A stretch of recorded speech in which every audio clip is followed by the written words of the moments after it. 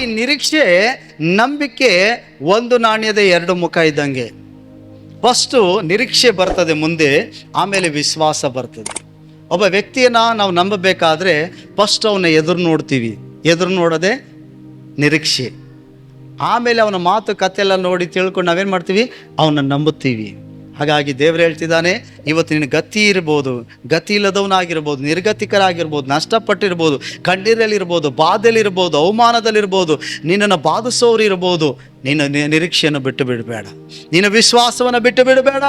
ಯಾಕಂದರೆ ನಾನು ನಿನ್ನ ಜೀವಿತದಲ್ಲಿ, ನಿನ್ನ ಕುಟುಂಬದಲ್ಲಿ, ನಿನ್ನ ಮಕ್ಕಳ ಕುರಿತಾಗಿ ಮಾಡಿಕೊಳ್ಳುತ್ತಿರೋ ಆಲೋಚನೆಗಳು ಅದು ಐತದಲ್ಲ, ಕೆಟ್ಟ ಆಲೋಚನೆ ಅಲ್ಲ, ಅದು ಹಿತದ ಆಲೋಚನೆ, ಒಳ್ಳೆಯ ಆಲೋಚನೆ. ಅದು ನನಗೆ ಗೊತ್ತು ಅಂತ ದೇವರು ಹೇಳ್ತಾನೆ. ಹಲ್ಲೆಲೂಯಾ. ಹಾಗಾದರೆ ಪ್ರಿಯರೇ, ಇನ್ನು ಎಷ್ಟು ದಿನ ಅಂತ ನಾನು ಪ್ರಾರ್ಥಿಸ್ಲಿ, ಇನ್ನು ಎಷ್ಟು ದಿನ ಅಂತ ನಾನು ಕಾದಿರಲಿ, ಇನ್ನು ಎಷ್ಟು ದಿನ ಅಂತ ನಾನು ದೇವರನ್ನ ಹುಡುಕಲಿ? ದೇವರು ನಮ್ಮ ಕಷ್ಟದ ಮೇಲೆ ನಾವು ಹಾದು ಹೋಗ್ತಿದ್ದೀವಿ. ಸಾಲ, ಲಾಸು, ತೊಂದರೆ, ಕೈ ಬಿಡಲ್ಪಟ್ಟಂಥ ಪರಿಸ್ಥಿತಿ, ಮನೋವೇದನೆ, ಚಿಂತೆಗಳು. ಅಯ್ಯೋ ನಿದ್ರೆನೇ ಬರ್ತಿಲ್ಲ, ನಮ್ಮ ಪ್ರಾರ್ಥನೆಗೆ ಉತ್ತರನೇ ಇಲ್ಲ. ಅಯ್ಯೋ ಎಷ್ಟು ಪ್ರಾರ್ಥನೆ ಮಾಡಿದ್ರು ಉತ್ತರ ದೊರೀತಾ ಇಲ್ಲ, ದೇವರು ಮಾತನಾಡ್ತಿಲ್ಲ, ನಮ್ಮಲ್ಲಿ ಸಮಾಧಾನನೇ ಇಲ್ಲ, ನಮ್ಮ ಕುಟುಂಬದಲ್ಲಿ ಸಮಾಧಾನ ಇಲ್ಲ. ಪ್ರಾರ್ಥನೆ ಮಾಡಿ ಸಾಕಾಯಿತು. ಅಯ್ಯೋ ದೇವರು ನಮ್ಮನ್ನು ಮರೆತು ಬಿಟ್ನೇನೋ, ಕೈ ಬಿಟ್ಬಿಟ್ನೇನೋ, ದೇವರು ನಮ್ಮ ಜೀವಿತದಲ್ಲಿ ಯಾವ ಒಳ್ಳೆಯ ಆಲೋಚನೆ ಮಾಡಿಕೊಂಡಿಲ್ವೇನೋ ಎಂಬುದಾಗಿ ಅನೇಕರು ನೆನೆಸ್ತಾರೆ. ನಮ್ಮ ಮಧ್ಯದಲ್ಲಿ ನೀವು ಕೂಡ ಹಾಗೆ ಇದ್ದೀರಲ್ವಾ? ಭಾಳ ಜನ ಈ ರೀತಿ ಇರ್ಬೋದು. ದೇವರು ನನ್ನ ಜೀವಿತದಲ್ಲಿ ಏನು ಆಲೋಚನೆ ಮಾಡ್ಕೊಂಡಿದ್ದಾನೋ ಅದು ಒಳ್ಳೆಯದೋ ಕೆಟ್ಟದ್ದು, ನಮ್ಮ ಕುಟುಂಬದಲ್ಲಿ ಏನು ಆಲೋಚನೆ ಮಾಡ್ಕೊಂಡಿದ್ದಾನೋ ಒಳ್ಳೆಯದೋ ಕೆಟ್ಟದ್ದು, ಅಯ್ಯೋ ನಮ್ಮ ಮಕ್ಕಳ ಕುರಿತಾಗಿ ದೇವರು ಏನು ಆಲೋಚನೆ ಮಾಡ್ಕೊಂಡಿದ್ದಾನೋ ಅದು ಒಳ್ಳೆಯದೋ ಕೆಟ್ಟದ್ದು, ಅಯ್ಯೋ ನಾನು ಈ ಕೆಲಸ ಮಾಡ್ಬೇಕು ಅಂದ್ಕೊಂಡಿದ್ದೀನಿ, ದೇವರ ಆಲೋಚನೆ ಏನಾಗಿದೆ, ನನ್ನ ಮಕ್ಕಳ ವಿವಾಹ ಮಾಡ್ಬೇಕು ಅಂದ್ಕೊಂಡಿದ್ದೀನಿ, ದೇವರ ಆಲೋಚನೆ ಏನಾಗಿದೆ, ಅಯ್ಯೋ ನಾನು ಓದಬೇಕು ಅಂದ್ಕೊಂಡು ದೇವರ ಆಲೋಚನೆ ಏನಾಗಿದೆ, ನಾನು ಒಂದು ವ್ಯಾಪಾರನ ಒಂದು ಕೆಲಸನ ಮಾಡ್ಬೇಕು ಅಂದ್ಕೊಂಡಿದ್ದೀನಿ, ದೇವರ ಆಲೋಚನೆ ಏನಾಗಿದೆ. ಅನೇಕರಿಗೆ ಅನುಮಾನ ಏನಂತಂದರೆ, ದೇವರು ಒಳ್ಳೇದು ಮಾಡ್ತಾನೋ ಇಲ್ವೋ, ಒಳ್ಳೆ ಆಲೋಚನೆ ಆಯಿತೋ ಇಲ್ವೋ. ಆದರೆ ದೇವರು ಹೇಳ್ತಾನೆ, ನಿನಗೆ ಗತಿ ಇರಲಿ, ನಿರೀಕ್ಷೆ ಇರಲಿ, ನಿನ್ನ ನಂಬಿಕೆ ವಿಶ್ವಾಸನ ಬಿಟ್ಟು ಬಿಡಬೇಡ, ನೀನು ಪ್ರಾರ್ಥನೆ ಜೀವಿತನ ಬಿಟ್ಟು ಬಿಡಬೇಡ, ನಿನ್ನ ನಂಬಿಕೆ ಜೀವಿತನ ಬಿಟ್ಟು ಬಿಡಬೇಡ, ನಿನ್ನ ವಿಶ್ವಾಸತನನ್ನು ಬಿಟ್ಟು ಹೋಗಬೇಡ.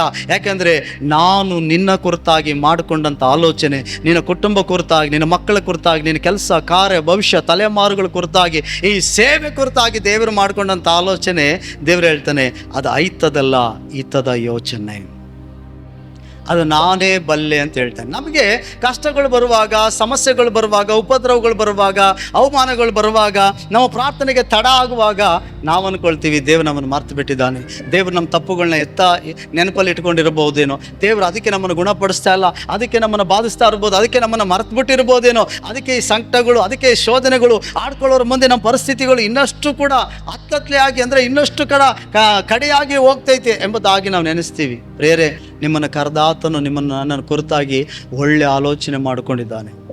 ದೇವ್ರು ಹೇಳ್ತಾನೆ, ನಾನು ನಿಮ್ಮನ್ನು ಕುರಿತಾಗಿ ಕೆಟ್ಟ ಆಲೋಚನೆ ಮಾಡ್ಕೊಂಡಿಲ್ಲ.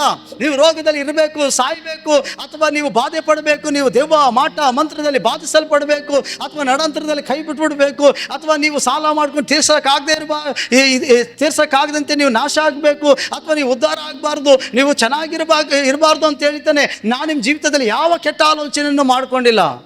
ಆದರೆ ನೀವು ಉದ್ಧಾರ ಆಗಬೇಕು, ಆಶೀರ್ವದಿಸಲ್ಪಡಬೇಕು, ನೀವು ಆತ್ಮಿಕವಾಗಿ ದೇವರ ಭಯ ಭಕ್ತಿಯಲ್ಲಿ ಜೀವಿಸಬೇಕು, ಕರ್ತನ ಚಿತ್ತವನ್ನು ನೆರವೇರಿಸಬೇಕೆಂಬುದಾಗಿ ನಾನು ನಿಮ್ಮನ್ನು ಕುರಿತು, ನಿಮ್ಮ ಮಕ್ಕಳನ್ನು ಕುರಿತು, ನಿಮ್ಮ ಕೆಲಸ ಕಾರ್ಯಗಳ ಕುರಿತು ಒಳ್ಳೆ ಆಲೋಚನೆ ಮಾಡಿಕೊಂಡಿದ್ದೀನಿ ಅಂತ ದೇವರು ಹೇಳ್ತಾನೆ. ಹಲ್ಲೆಲೂಯಾ. ಅದಕ್ಕಾಗಿ ದೇವರು ಹೇಳ್ತಾನೆ, ನಿಮಗೆ ಗತಿಯಾಗಲಿ, ನಿರೀಕ್ಷೆ ಇರಲಿ. ಏನಂತೆ? ನೀವು ಸೋತು ಹೋಗದೆ, ನಿರೀಕ್ಷೆ ನಂಬಿಕೆಯನ್ನು ಬಿಟ್ಟು ಬಿಡದೆ, ಪ್ರಾರ್ಥನೆ ಬಿಟ್ಟು ಬಿಡದೆ ದೇವರ ಸಮ್ಮುಖದಲ್ಲಿ ದೃಢವಾಗಿ ನಿಲ್ರಿ. ಯಾಕಂದರೆ ದೇವರು ಹೇಳ್ತಾನೆ, ನಾನು ನಿಮ್ಮ ವಿಷಯದಲ್ಲಿ ಮಾಡಿಕೊಂಡಂಥ ಆಲೋಚನೆ ಕೆಟ್ಟದಲ್ಲ, ಒಳ್ಳೆಯದು, ಅದು ನನಗೆ ಗೊತ್ತು ಅಂತ.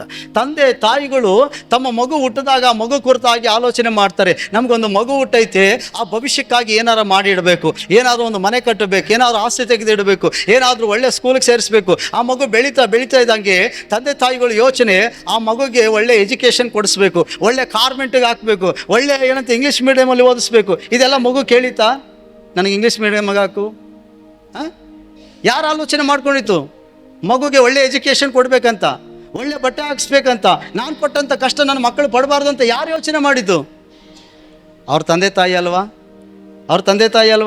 ಅದೇ ರೀತಿಯಾಗಿ ದೇವರು ಕೂಡ, ನೀನು ಯೋಚನೆ ಮಾಡಿಲ್ಲ, ನನ್ನ ಕುರಿತಾಗಿ ದೇವರು ಯೋಚನೆ ಮಾಡ್ದ, ನನ್ನ ಮಗಳ ಜೀವಿತ, ನನ್ನ ಮಗನ ಜೀವಿತ ಈ ರೀತಿ ಇರಬೇಕು, ಈ ರೀತಿ ಆಶೀರ್ವದಿಸಲ್ಪಡಬೇಕು, ಅವರ ತಲೆಮಾರುಗಳು ಈ ರೀತಿಯಾಗಿ ಬದಲಾಗಬೇಕೆಂಬುದಾಗಿ ದೇವರು ಆಲೋಚಿಸಿದ್ದಾನೆ.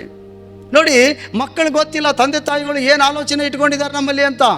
ಆದರೆ ಅವ್ರು ಏನು ಮಾಡ್ತಾರೆ ಅಂದರೆ ಹೊರಗಿನ ತೋರಿಕೆ ನೋಡ್ತಾರೆ, ಹುಡುಗರ ಜೊತೆ ಆಟ ಆಡೋಕ್ಕೆ ಇಷ್ಟಪಡ್ತಾರೆ ಅಲ್ವಾ, ಹುಡುಗರ ಜೊತೆ ಬೆರೆಯೋಕ್ಕೆ ಇಷ್ಟಪಡ್ತಾರೆ, ತಿನ್ನೋದನ್ನು ಏನಾರು ಕಣ್ಣು ಮುಂದೆ ಸಿಕ್ತು ಅಂದರೆ ಅದು ತಿನ್ನೋಕ್ಕೆ ಇಷ್ಟಪಡ್ತಾರೆ. ಆದರೆ ತಂದೆ ತಾಯಿಗಳು ಏನು ಮಾಡ್ತಾರೆ, ಮಕ್ಕಳ ಭವಿಷ್ಯನ ಕುರಿತಾಗಿ ಯೋಚನೆ ಮಾಡಿರ್ತಾರೆ. ಅದಕ್ಕಾಗಿ ಅವರು ಏನೋ ದುಃಖಪಟ್ಟರು ತಗೊಂಡೋಗಿತ್ತೇನೆ ಅವ್ರನ್ನ ಶಾಲೆಗೆ ಹಾಕ್ತಾರೆ, ಕಾನ್ವೆಂಟ್ಗೆ ಹಾಕ್ತಾರೆ. ಸ್ವಲ್ಪ ದಿನ ರೂಢಿ ಆದಮೇಲೆ ಅವರೇ ಹೋಗ್ತಾರೆ ಎಂಬುದಾಗಿ ಅಲ್ವಾ. ಒಳ್ಳೆಯ ಭವಿಷ್ಯ ಅವ್ರು ಬೆಳೆಯುವಾಗಲೇ ಏನಂತೆ ದೊಡ್ಡವರಾಗಬೇಕಾದ್ರೆ ಯಾವ ಕಾಲೇಜಿಗೆ ಹಾಕಬೇಕು, ಯಾವ ರೀತಿಯಾಗಿ ಅವ್ರನ್ನ ಓದಿಸ್ಬೇಕು, ಯಾವ ರೀತಿ ಅವರಿಗೆ ಬಟ್ಟೆಗಳನ್ನ ಕೊಡಿಸ್ಬೇಕು, ಅವ್ರಿಗೆ ಇಷ್ಟ ಆಗುವಂಥ ವಸ್ತುಗಳನ್ನ ಏನು ಕೊಡಿಸ್ಬೇಕು. ಮತ್ತು ಅಷ್ಟೇ ಅಲ್ಲದೆ ಮತ್ತೆ ದೊಡ್ಡವರಾಗುವಾಗ ಅವರ ಯೋಚನೆ ಮಾಡ್ತಾರೆ, ನನ್ನ ಮಗ ಒಂದು ಒಳ್ಳೆ ಸಂಬಂಧಕ್ಕೆ ಹೋಗಬೇಕು, ಒಂದು ಒಳ್ಳೆ ಮನೆತನಕ್ಕೆ ಹೋಗ್ಬೇಕಪ್ಪ, ಒಳ್ಳೆ ಹುಡುಗಿಯನ್ನು ತಂದು ಅವರಿಗೆ ಮದುವೆ ಮಾಡಬೇಕು. ನೋಡಿ ಏನೆಲ್ಲ ಆಲೋಚನೆ ಮಾಡ್ಕೊಂಡಿರ್ತಾರೆ. ಸಮಾಜದಲ್ಲಿ ನನ್ನ ಮಗನು ನನ್ನ ಮಗಳು ಏನಂತೆ ಗ್ರಾಮದಲ್ಲಿ ನಮ್ಮ ಹೆಸರನ್ನು ನಮ್ಮ ಕುಟುಂಬದ ಹೆಸರನ್ನು ಗೌರವಿಸುವವರಾಗಿರಬೇಕು. ಆ ರೀತಿಯಾಗಿ ಅವ್ರು ನಡ್ಕೋಬೇಕು, ತಪ್ಪಾದ ದಾರಿಗೆ ಹೋಗಬಾರ್ದು, ಅವರು ತಪ್ಪಾದ ಸಹವಾಸಗಳು ಮಾಡಬಾರ್ದು ಅಂತ ಹೇಳಿದ್ದೇನೆ. ಬೈತಾರೆ, ತಿದ್ದುತ್ತಾರೆ, ಎಚ್ಚರಿಸ್ತಾರೆ. ಹಲ್ಲೆಲೂಯಾ. ಯಾಕಂದರೆ ಆಗ ತಂದೆ ತಾಯಿಗಳು ಮಕ್ಕಳಿಗೆ ಏನು ಅನ್ನಿಸ್ತದೆ, ಬೈಯುವಾಗ ಅವ್ರನ್ನ ತಿದ್ದುವಾಗ ತಪ್ಪುಗಳು ಕಂಡುಹಿಡಿಯುವಾಗ ನಮ್ಮಪ್ಪ ನಮ್ಮಮ್ಮ ಯಾವಾಗಲೂ ನಮ್ಮ ಮೇಲೆ ಕೋಪ ಮಾಡ್ಕೊಳ್ತಾರೆ, ಬೈತಾನೇ ಇರ್ತಾರೆ, ಯಾವಾಗಲೂ ಸರಿಯಿಲ್ಲ ಅಂತ ಇರ್ತಾರೆ, ಬೇಜಾರಾಗ್ತಾರೆ.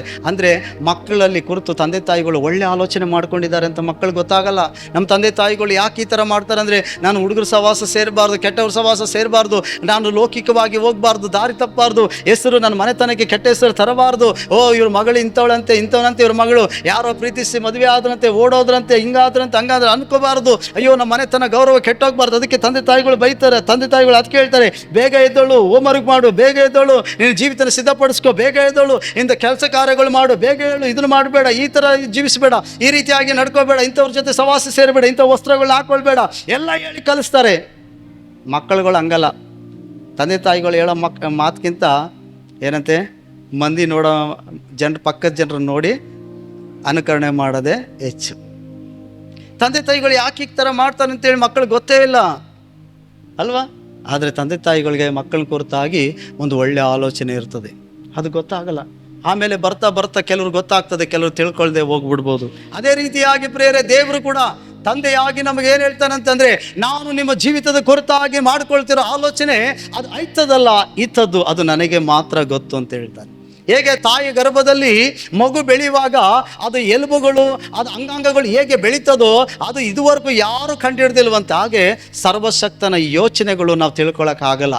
ಆತನೇ ನಮಗೆ ಪ್ರಕಟಪಡಿಸಿದ್ರೆ ಮಾತ್ರ ತಿಳ್ಕೊಳ್ಳೋಕ್ಕೆ ಸಾಧ್ಯ. ಆತ ನಮಗೆ ಗೋಚರಪಡಿಸಿದ್ರೆ ಮಾತ್ರ ನಾವು ಪ್ರಾರ್ಥನೆ ಮಾಡುವಾಗ, ಪವಿತ್ರಾತ್ಮನಲ್ಲಿ ನಾವು ನಡೆಯುವಾಗ, ಮತ್ತು ನಮಗೆ ಪ್ರವಾದನೆ ಆಗುವಾಗ, ವಾಕ್ಯದ ಮೂಲಕವಾಗಿ ದೇವರು ನನ್ನ ಜೀವಿತದಲ್ಲಿ ಏನಿಟ್ಟಿದ್ದಾನೆ, ನನ್ನ ಕುಟುಂಬ ಯಾಕೆ ಕರೆದಿದ್ದಾನೆ, ಯಾವ ಸೇವೆಗೆ ಕರೆದಿದ್ದಾನೆ, ಯಾವ ಮಾರ್ಗಕ್ಕೆ ಕರೆದಿದ್ದಾನೆ, ಯಾವ ಕಾರ್ಯಗಳು ಮಾಡಕ್ಕೆ ಕರೆದಿದ್ದಾನೆ, ಯಾವುದು ಮಾಡಿದ್ರೆ ದೇವ್ರಿಗೆ ಇಷ್ಟ ಆಗ್ತದೆ, ಇಷ್ಟ ಇಲ್ಲ ಅನ್ನೋದನ್ನು ತಿಳ್ಕೊಳ್ಳುವಾಗೆ ದೇವರು ನಮಗೆ ಪ್ರಕಟಿಸ್ತಾನೆ. ಅದಕ್ಕಾಗಿ ದೇವರ ಆಲೋಚನೆಗಳನ್ನ ನಾವು ತಿಳ್ಕೊಳ್ಬೇಕು.